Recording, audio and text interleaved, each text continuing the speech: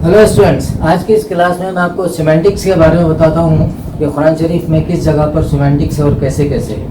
पहली चीज़ तो ये देखेंगे हम कि सिमेंटिक्स कहते किसको हैं। ठीक है, तो सिमेंटिक्स असल में कहते हैं हम स्टडी ऑफ मीनिंग्स को। सिमेंटिक का मतलब क्या हुआ?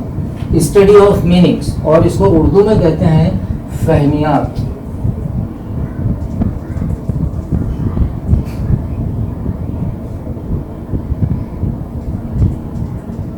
ठीक है, फहमियात का मतलब क्या हुआ? फहम से बना है। फहम का मतलब समझना, तो फहमियात का मतलब ये समझना। तो सिमेंटिक्स का मतलब भी वही है, स्टडी ऑफ मीनिंग्स के किसी भी वर्ड या सेंटेंस या पैराग्राफ को किस तरह से समझना है। अब कुरान शरीफ में ये फहमियात या सिमेंटिक्स कहाँ पर है और किस जगह पर है वो ढूंढते हैं। तो आइए, कुरान शरीफ की एक छोटी सी आयत है कि इन्नल्लाह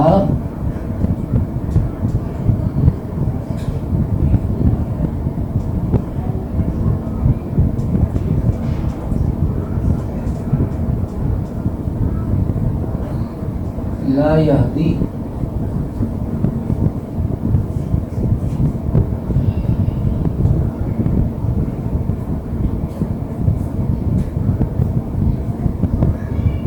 कौम ज़ालिमीन।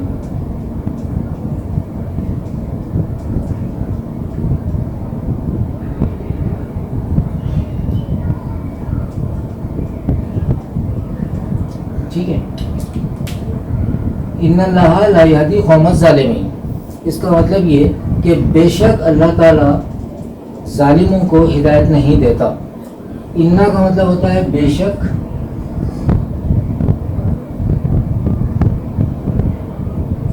अल्लाह ताला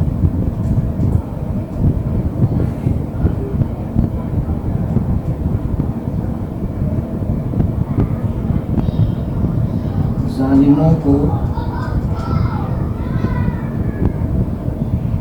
हिदायत नहीं देता। ठीक है, इसी तरह एक दूसरी आयत है,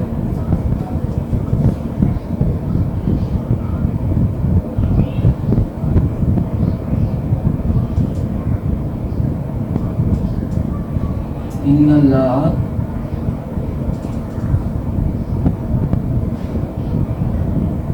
ला यहदी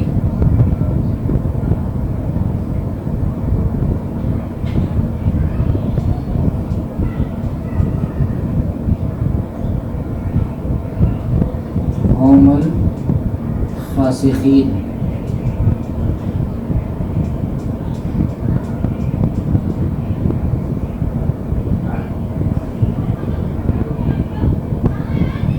और इसका मतलब होता है कि बेशक अल्लाह ताला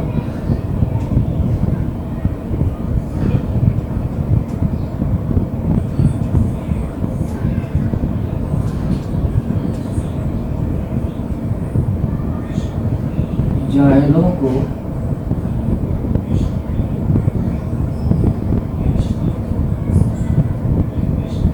हिदायत नहीं देता। ये दो आयतों से हम सीखते हैं कि सिमेंटिक्स कैसे होती है।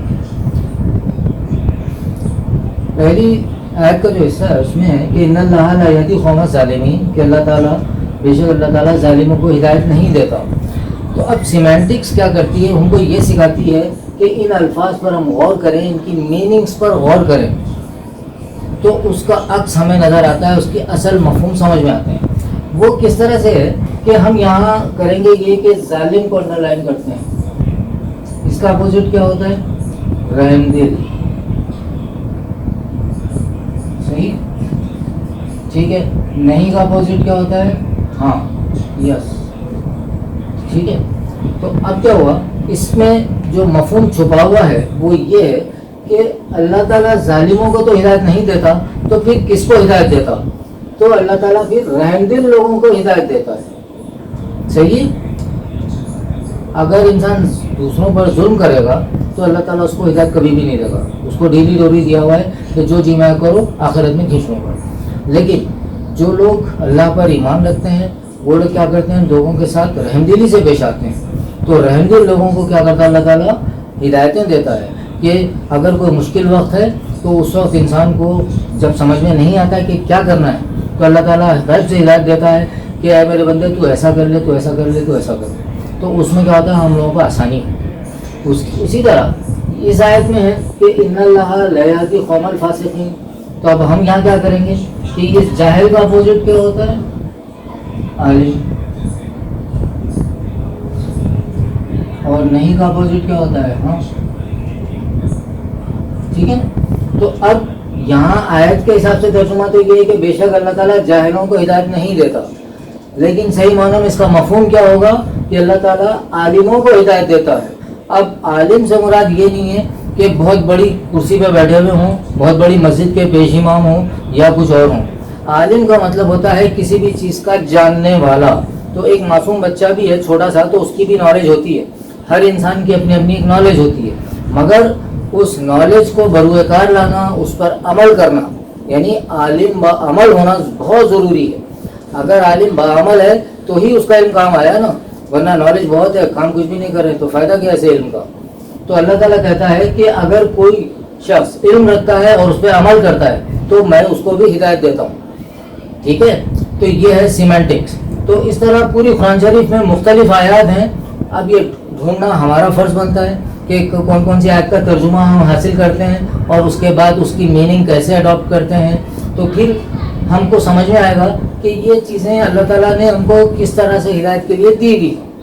ٹھیک ہے, تو اب کوشش کرنی کیا چاہیے ہم کو کہ ہم ہمیشہ رحم دلی سے کام لیں, اور دوسری یہ کہ جو کچھ نالج ہمارے پاس ہے اس پر عمل کریں, کیونکہ عالم کا عمل ہونا بہت ضروری اور انسان کا رحم دل ہونا بہت ضروری. اب اس حساب سے آپ اپنے معاشرے میں دیکھ لیجیے اطراف میں کہ کون کون سے لوگ ہیں جو رحم دل ہیں یا کون سے لوگ ہیں جو عالم با عمل ہیں.